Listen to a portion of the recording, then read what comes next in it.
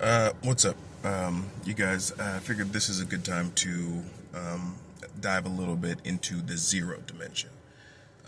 Well, two dimensions: the power dimension and the zero dimension. Those are two dimensions that exist in my in the hypothesis I'm developing for a sort of expansion of the standard model. Or an expansion of physics in general.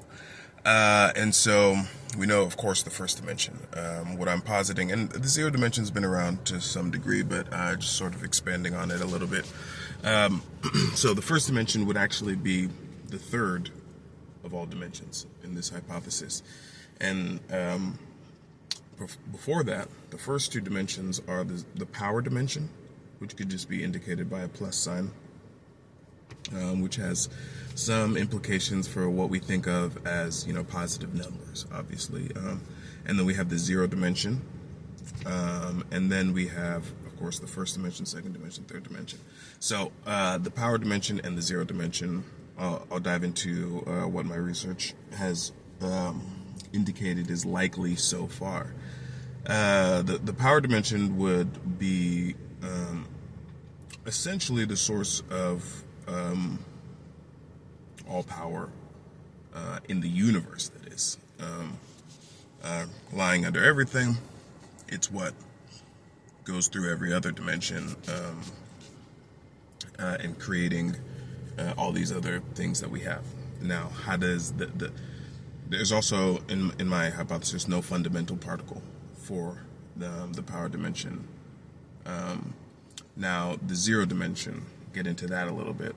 Also, they do both set the standard for dimensional coupling, which means that each successive pair of dimensions will almost be allegorical or a metaphor of this same relationship. So, what is that relationship, and what is the function of the zero dimension? And the hypothesis that I'm developing. The zero dimension could also be called the circle dimension. I have very little research on it yet, but I am developing more. Also, I associate the weak force with the zero dimension. Currently, the force carriers of the weak boson are thought to be the W and Z boson. I think that might be an inaccuracy of sorts, and we might actually have the neutrino. That's what the neutrino as the true force carrier of the zero dimension. And the zero dimension, its circle, you can look at it as a circle around the plus of the power dimension. And what that circle does to function as a function is it determines interactions between dimensions that allows for all the other dimensions. It also indicates, this is something new that my science, my research has shown me, that the zero dimension also binds each dimension. So how much space is there between each dimension? It's zero. If the zero dimension was 1, let's say, and there was 1 between each dimension, you would have whole different physics. But anyway, so the angles also of the circle dimension, there's the 360 degrees of a circle. So the different prominent angles, 90 degrees, 60 degrees, 45 degrees, obviously 20 degrees, 10 degrees, 5 degrees, all of those very prominent ones are likely associated with more resonant dimensions, so maybe either lower dimensions or likely lower dimensions. So I'm sure that there's a scientist out there who can expound on this a little bit more, what this might mean hypothetically speaking, that is. And so the power dimension sets up, creating the power, goes into the zero dimension, which now creates all of the other dimensions. So you have 1, 2, 3, 4, 5. And this is important because understanding the fundamentalness of the power dimension, which we also see repeated sort of in the first dimension. The first dimension is, if in my hypothesis correct, and electrons inhabit the first dimension, then we see that as kind of this. It's a good way to kind of think about what might be going on in the power dimension, and how the power force, when translated, fractionally into the first dimension, it creates this system by which electrons are able to move based off of charge, and charged particles are able to move off the charge, but specifically electrons.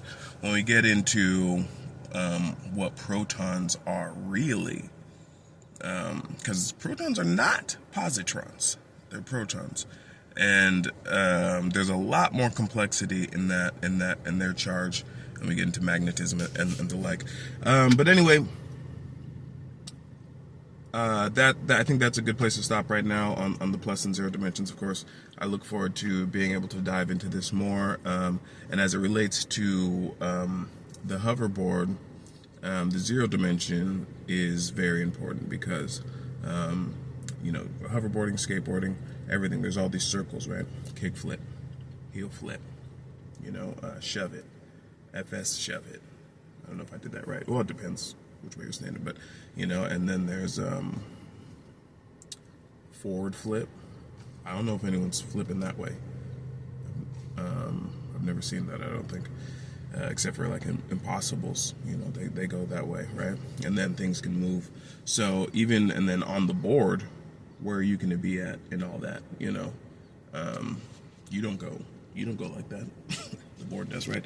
But also in standing, how do you turn to the left? Lean, you lean a little bit that way, turn to the right, lean a little bit that way. So in the creation of the board, of course, you got the wheels, there's a lot of balance to seek there, which also, might be a function of anyway.